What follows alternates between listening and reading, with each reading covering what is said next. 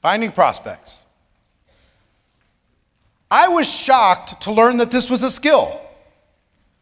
I didn't know this was a skill. Isn't it kind of interesting to think of it as a skill, finding prospects? I thought this was like a natural resource. You either had it or you didn't. People won't join network marketing because they don't think they what? Know anybody. It's not about a natural resource. It's about a skill. People think, well, if you know a lot of people and if you're influential, well then network marketing is yours. But if you don't know a lot of people and you're not influential, you can't succeed. This is a skill. It's not a natural resource. It's a skill. Learning how to find prospects. So here's what posers do. They make a mental list. They think of some people. 80% plus start here. They make a mental list. Yeah, I know I should write it down, but I got it. It's right here. It's right here. I got it. Everything I need, it's right here. You're not the boss of me. Back off. Amateurs make a written list.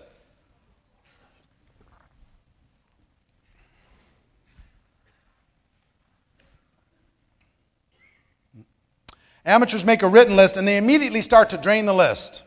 And as the list drains, their anxiety grows.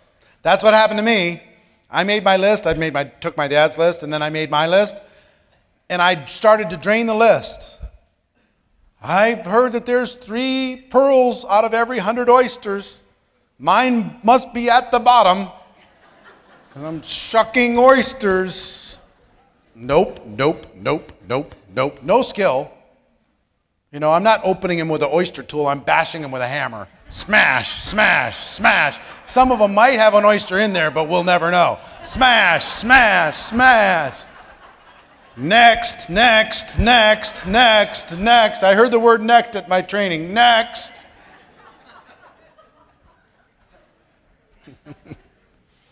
Smashing in every direction. Hulk smash. That's what amateurs do. They go through the list and their anxiety goes, I'm going to run out. And when I run out, I'm done. It's over for me. Guess I just didn't know enough people. 7 billion on the planet, but guess I just didn't know enough. It never dawned on me that this was a skill until probably 3 years in. It never dawned on me that here's what professionals do. They create what I call an active candidate list. It's not a list that they build and they start to drain.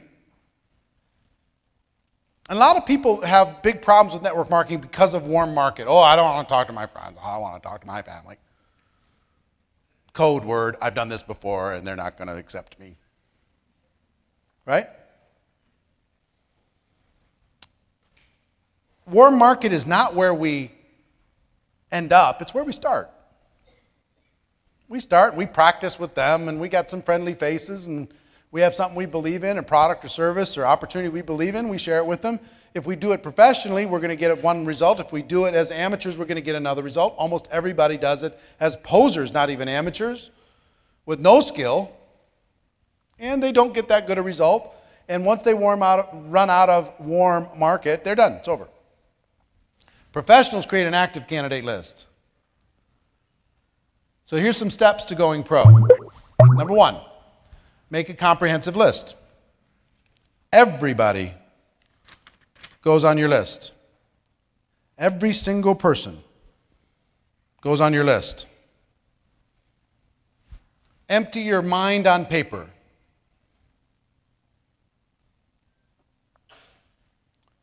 They go find every list they can possibly find. Old wedding lists and party lists and Christmas card lists and everywhere they can find, and they add them to the list. All organizations that they've ever been a part of, they think about those people and they add them to the list. This list becomes a big list. People used to have the excuse to say, I don't know anybody, and then you go look at Facebook and they have 800 friends. Stop it. It's so fun to be able to bust that illusion. Pull every single contact out of your cell phone and add it to the list. Back in the day, if somebody created a list of 200 people, that was a big deal. Now every one of your kids has a list of 200 on their cell phone. Go into your email, pull all the people that you know in your email, add them to your list.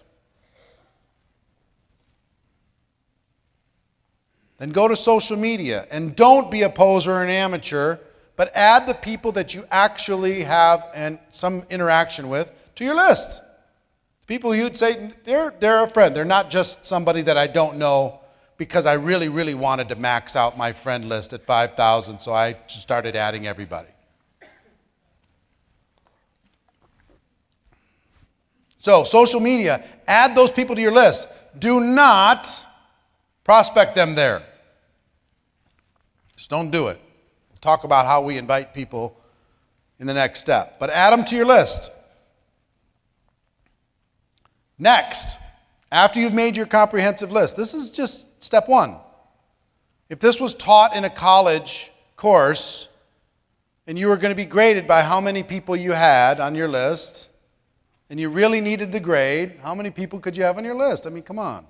We play these little funny mental games. If I gave you $1,000 for every person you put on the list, how many people you could put on the list? I mean, all that stuff just to get you to do what you should do because you're acting like you're in 6th grade and not in the real world. I mean, come on. Is it okay if I'm honest this weekend? Is that all right? All right, good. Next step. Oops, I went backwards again. Doggone it. Sorry.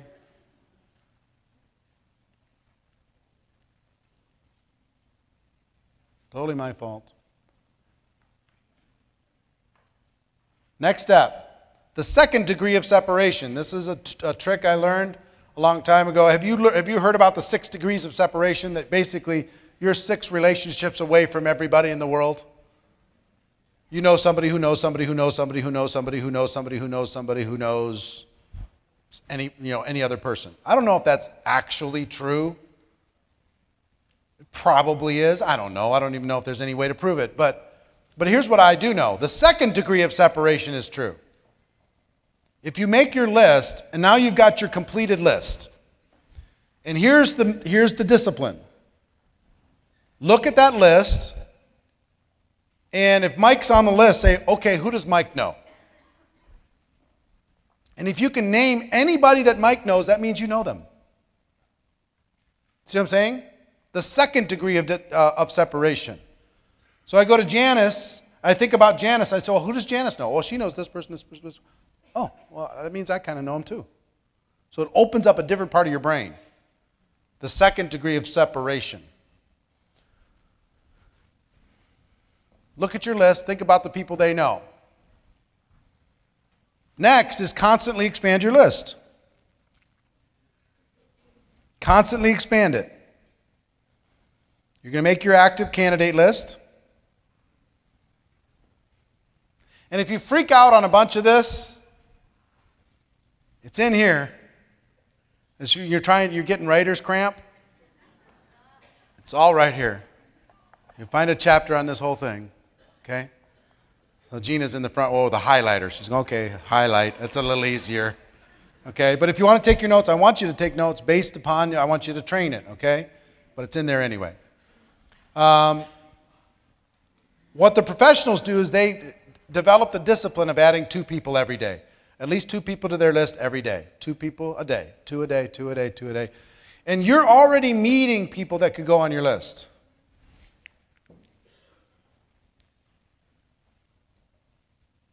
Everybody goes on your list. One of the greatest disciplines, Harvey Mackay, the author of Swim with the Sharks Without Being Eaten Alive, he's a good friend of mine. I've done a couple interviews with Harvey. He's the most network guy I know. He's unbelievable. I'm going to give you a couple secrets of his networking style. One is his dad sat him down at age 19 and said, Harvey, today from now until the day you die, every person you meet, you're going to get their contact information. You're going to make a little note about them, and you're going to find a creative way to stay in touch. Every person you meet, forever. Today his list is about, and these are just organic lists, not Facebook friends, 14,000 people he has contact information from. 14,000. Now think about, here's one of the things where I have to forgive myself. Because I've been bad at this my whole career. I'm terrible. If I would have started at age 23, with how many hundreds of thousands of people I've met, people who've moved on, their company blew up, something happened, but if I would have stayed in touch, the opportunities would be, I'd be earning millions a month. Just from the relationships, just with a creative way of staying in touch over the course of 25 years. Here's the good news, you can start right now. You know, if you start right now, this is a core skill. What you have to do is raise your awareness and pay attention. That turns into 600 people a year, 3,000 people in 5 years. Just 2 a day. But does it work? Yes. Staying in touch in a creative way, in a friendly way, not necessarily recruiting them every time you talk to them. Is that creative? Yes. Now I'll tell you the other thing that Harvey does. He is a true networker in the sense that he's a true friend. You know what Harvey tries to do, because he learned, I don't know if he learned this, but he shares this with his buddy Lou Holtz, his best friend. If you meet Lou Holtz or if you meet Harvey Mackay, their entire thought process is, what can I do for you? How can I help? I've got some influence. I got this. I got that. Can I help you?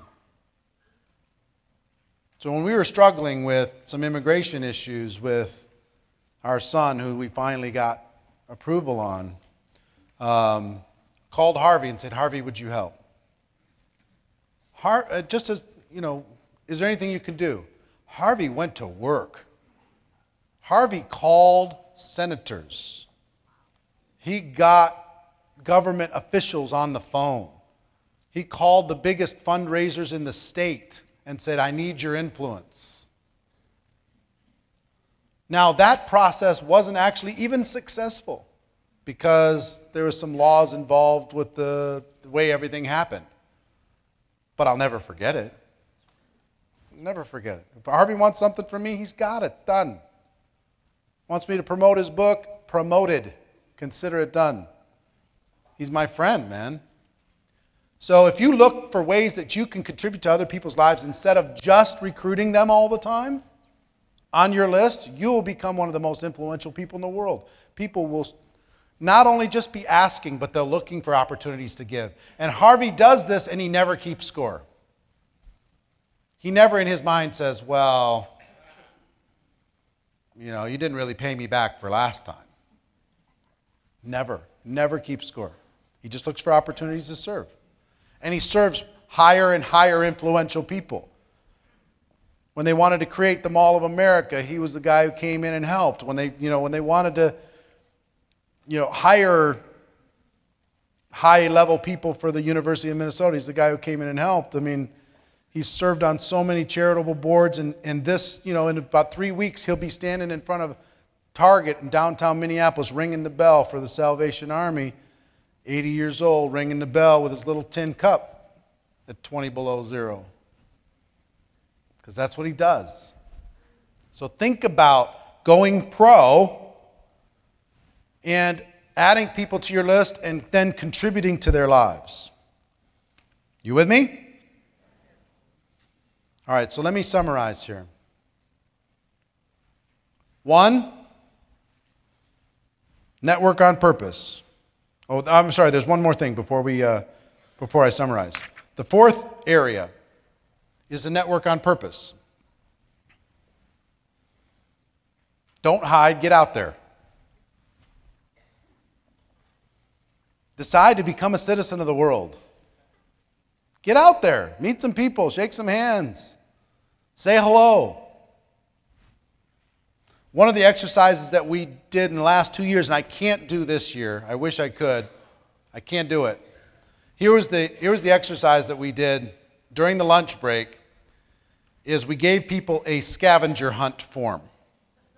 And we had people pair up with somebody they didn't know. And the scavenger hunt form was filled with different kinds of people. You had to find a mother with 7 children. You had to find somebody who owned a horse. You had to find somebody who owned a Lamborghini. You had to find somebody who was a millionaire. You had to find all these 30 different things. One was an astronaut. You had to find an astronaut. And you got 2 hours, ready, go. And we did this down on the strip. So you can go out in the street. People went out in the streets. They went everywhere like crazy, just finding out that if you get out there, you could just say hi to people and have fun, and it's fun. You have a good time. And we had, 4 people that had 29 and 1 or 2 people that had 30? They found an astronaut. Are you crazy me? It's like, what the heck? In 2 hours, could you create a game and go meet 200 people in 2 hours like they did? And all they did, let me tell you something, all they did is they brought their list out and said, hey, I'm involved in something, we're having fun, I've got this event, do you meet any of these criteria on this list? And the person would say, well, yeah, I'm that one. Will you sign it to just prove that you did it, that you were the one? Yes, okay, I'll sign it. Could you not play a game with your organization, say, we're going to go out, and I've got to prove that I met 100 people and I made friends with 100 people over the course of one weekend. Would you be one of my 100? Will you put your email address and I can just stay in touch, let you know how I did? Hey, could you play around with this and network on purpose? Yes, the answer is yes. That exercise shocks people. The reason why I can't do it here is we're at the Green Valley Ranch and the hotel would kill me. Yes. That's true. Down there, people could get out of the hotel. When we did it at Monte Carlo, it lasted about a half an hour before everybody said, hey, out on the street, you crazy people. Because, we were hitting every blackjack table, hold on, every restaurant, the whole deal. So don't hide, get out there. Have some fun. Join a new gym. Start a new hobby. And don't just start it and just say, hey, I'm glad to be on the bowling league. I want to share an opportunity with you in our first game. I'm saying get out there and live a bigger life. When the time is appropriate, professionally, you can let people know. But here's what I do know. If you make friends, friends know what the other friends do without you having to pitch it. They know. They'll say, how's this working? What's going on? What are you doing? And then you can tell them, now you're not the one being the predator. Volunteer for an important cause. That'll change your life. And when I say volunteer, I don't just mean, go do, meals for kids or something and you fill up some meal bags to go through this exercise. I'm saying volunteer your influence. Go raise some money. Volunteer. Don't just sit at the soup line for 3 hours and go home to your Thanksgiving dinner.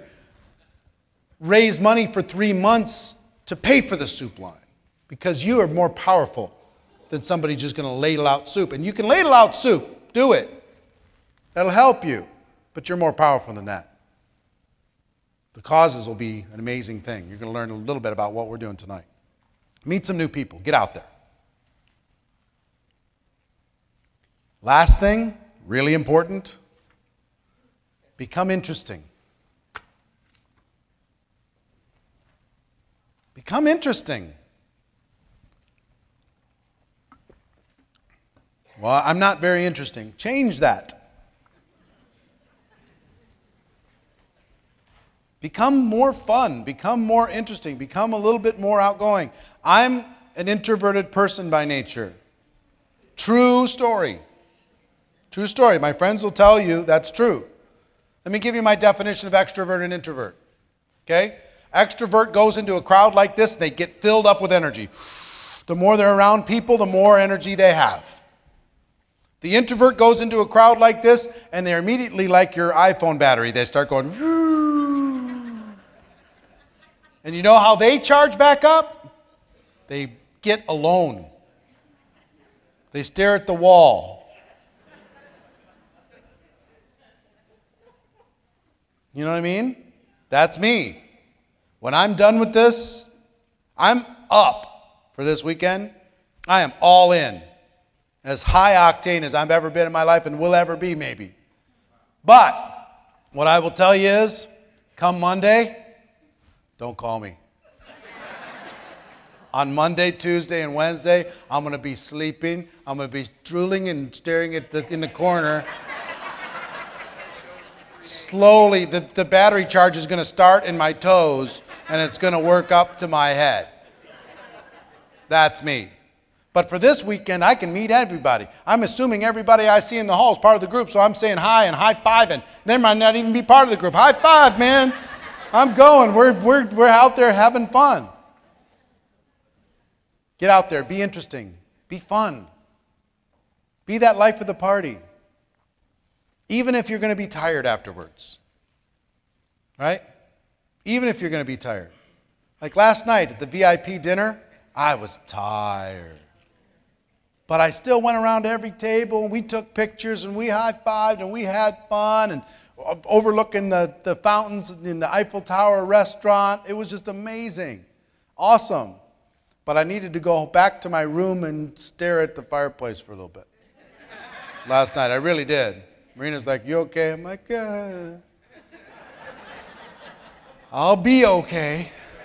I'll get there, you know, because it was 12 hours. 6 hours on Wednesday, 6 hours on Thursday, plus 3 hours last night. You know, battery was a little empty, but now I'm good, you know. Good to go. So become interesting, become fun. Go get out there. Now, so 1, you're going to make a comprehensive list. 2, the second degree of separation. 3, constantly expand your list. And 4, network on purpose. Network on purpose. Got it? This is a skill. And we'll know if you're serious about this skill, if by the end of this weekend your comprehensive list has been reborn. One of the best things I would suggest everybody do at every single event, redo your list. Make a fresh list. It'll refresh your brain looking at the old tired list. Make a new list. Think about the second degree of separation. Think about how you've expanded or what you're going to do to expand it. And I know I've got somebody who's really becoming a pro if they're adding 2 a day. Network on purpose. Get out there. Become interesting. Become fun.